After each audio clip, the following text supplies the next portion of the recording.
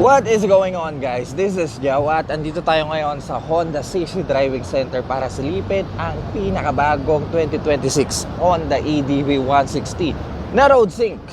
Well, medyo bago.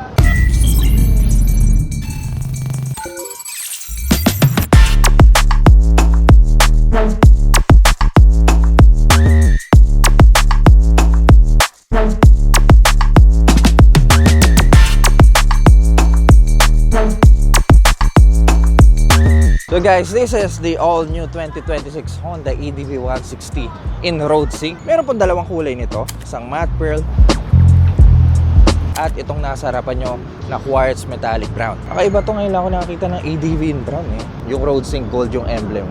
So unahin natin dito sa harap.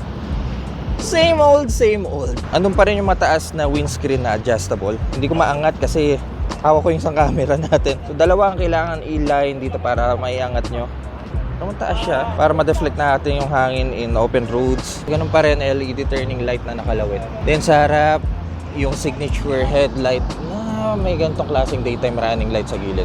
Hindi ko nabubuksan kasi masyadong maaraw. Also, meron siyang Honda Selectable Traction Control na mamaya babanggitin natin. So, yun, headlight still the same, ganun pa rin. Then sa gilid, eto na. Guys, itong part na to binago na nila. Mas slick na siya, mas sporty actually para sa akin. So ayon sa Honda, more aggressive aerodynamics. Then footboard, ganun pa rin, may rubber. Ayan, tatanggal yan. Silver part sa baba, foot pegs, ganun pa rin. Foot pegs na malapad. Komportable yung mga passengers nyo dito. Ano siya, magandang leather. Then iba yung texture sa taas para sa pasahero nyo. Tapos may gray part dito sa gitna. Also dito sa parteng harapan ng bolts natin. Sa rear section, dun pa rin yung grab rail na nasa gilid. So gusto ko sa kanya hindi yung typical na grab rail lang na nandito. Alright, so tail light, same old, same old. Teka pa, ilawin natin. Parang pinitpit na letter X. For the engine, ganun pa rin. Gumagamit ng 157cc displacement na may 15.8 horsepower at 14 Nm of torque. May ESP Plus technology o Enhanced Smart Power na may fuel consumption na kayang umabot ng 45 km per liter. 8.1 liters ang fuel tank capacity. Seat height is 780 mm. Pwede para sa mga average height ng mga Pinoy. Dito tayo sa side na to, medyo against the light tayo. Yan, bagay din sa mga malalaking tao. At may timbang na 133 kilograms. So sa gulong, ganun pa rin. Naka-Federal semi-dual sport tires. Sa harap, naka 110 by 80 14 inches alloy wheel. At dito sa likod, medyo maliit. Naka 13 inches alloy wheel na may 130 by 17 na tire size. Rear sub tank, andun pa rin. Then sa harap, naka 31mm telescopic force pa rin. For the braking, naka ABS po kayo dito sa harap. Ayan.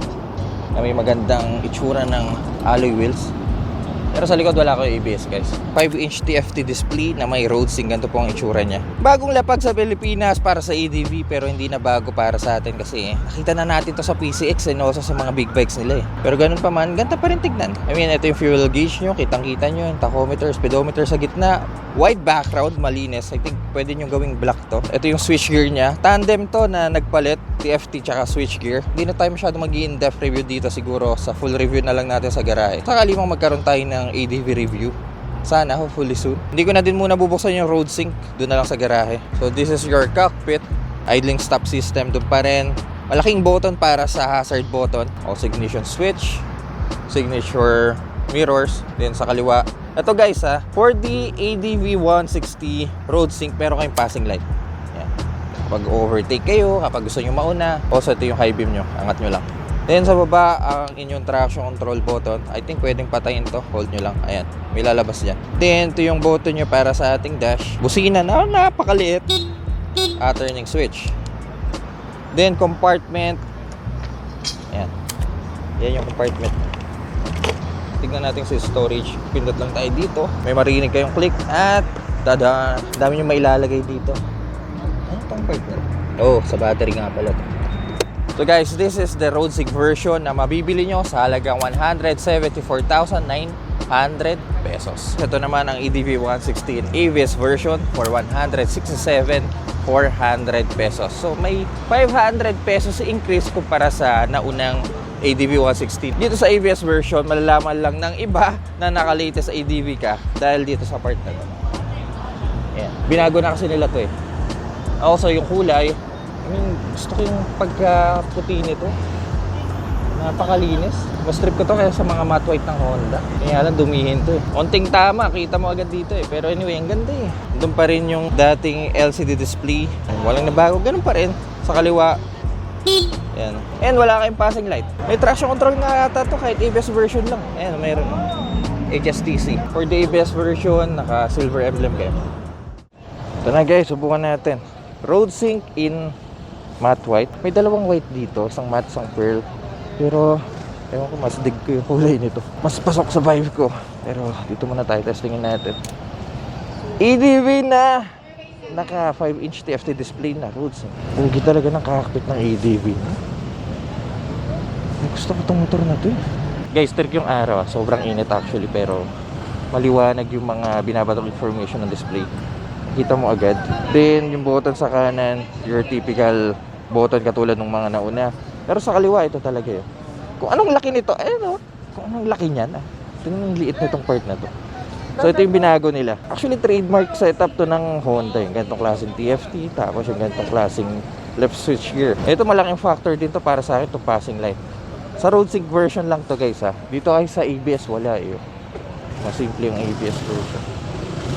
Okay, testing tayo. Same engine, hindi na tayo bago dito, pero ganun pa man. Subukan pa rin natin. Bagal ako ha. Subukan ko lang acceleration. Okay. I mean, hindi siya yung talagang bibigay niya talaga. Medyo may buwelo pa. Maganda din yung bike kahit ganito yung itsura niya. Medyo bulky. Kung napanood nyo last content, siguro mga 5 contents ago, punta tayo ng Jensen. Ikot tayo ng Jensen, Mindanao gamit ang Honda ED160. Gear ng EDV. Kaya nga! 38. Hindi pa to. EDV, wala na. Hirap na hirap yung EDV sa pahon. Bye guys. Ganito lang muna ako. Okay naman siya para sa akin. Medyo kulang sa power pagdating sa mga, alam nyo, mga palusong na.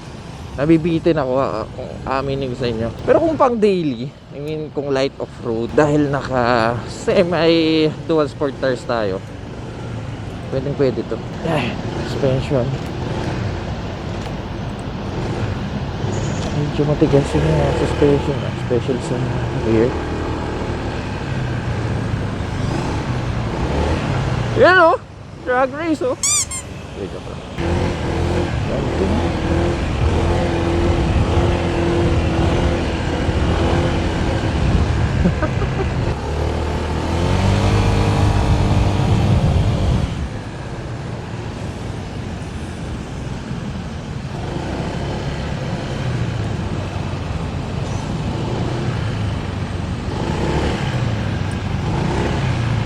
Braking, subok tayo. ABS sa harap.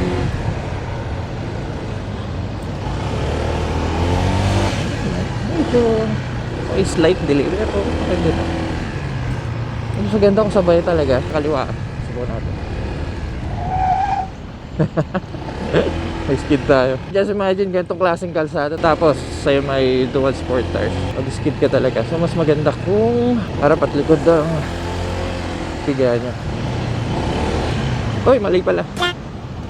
Actually guys, same engine to sa lahat ng 160cc nila. PCX, ADV, ano pa ba? Click 160, Airblade, may Airblade pa ba? Kung ilalabas ang Stylo 160, yun same engine din nun. Pero kung ilalabas yun, Diyos ko dahil Honda, ilabas nyo na yun. Please lang, Stylo, ilabas nyo. Parang awa nyo na. Subok tayo ulit. Wala, tigas talaga yung rear. Parang drop agad eh, pang walang bounce eh.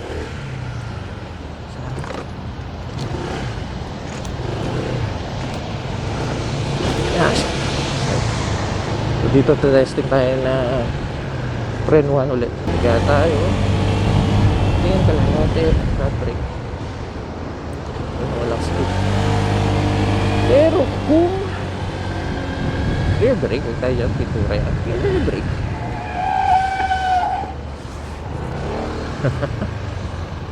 So ideal talaga 70% sa front at 20% sa rear. Itong switch gear talaga hindi ko trip guys eh. Ayaw ko, pasensya na kayo pero Love ko Honda, pero itong bagong switchgear nila, sablay para sa akin eh. Ang liliit kasi. Tapos yung busina, ang hirap pindutin eh, no? Ito okay lang kasi nakabuk itong hazard button. Dito ay hirapan ka eh. Kasi lalo na pag di ka nakatingin, i-slide lang yung daliri mo. Tsaka itong cursor nila man, nalilito na masyado. Road sync guys, sa aminin sa inyo. Fan ako ng Honda, fan ako ng mga motor ng Honda. Ganda yung mga nilalabas nilang mga model. Model ng motor ah. Di kung ano inisip niya. Pero sa road sync medyo ewan ko. Kasi sa tagal na natin gumagamit ng CB na may road sync, ewan ko mas komportable pa rin ako kapag yung cellphone ko nakalatag. And also yung interface niya, yung bawat nagsasalta kapag pinipindot nyo. Hindi para sa akin ang road sync. Napigaan tayo, malupit ah. Hindi na ako bibiton.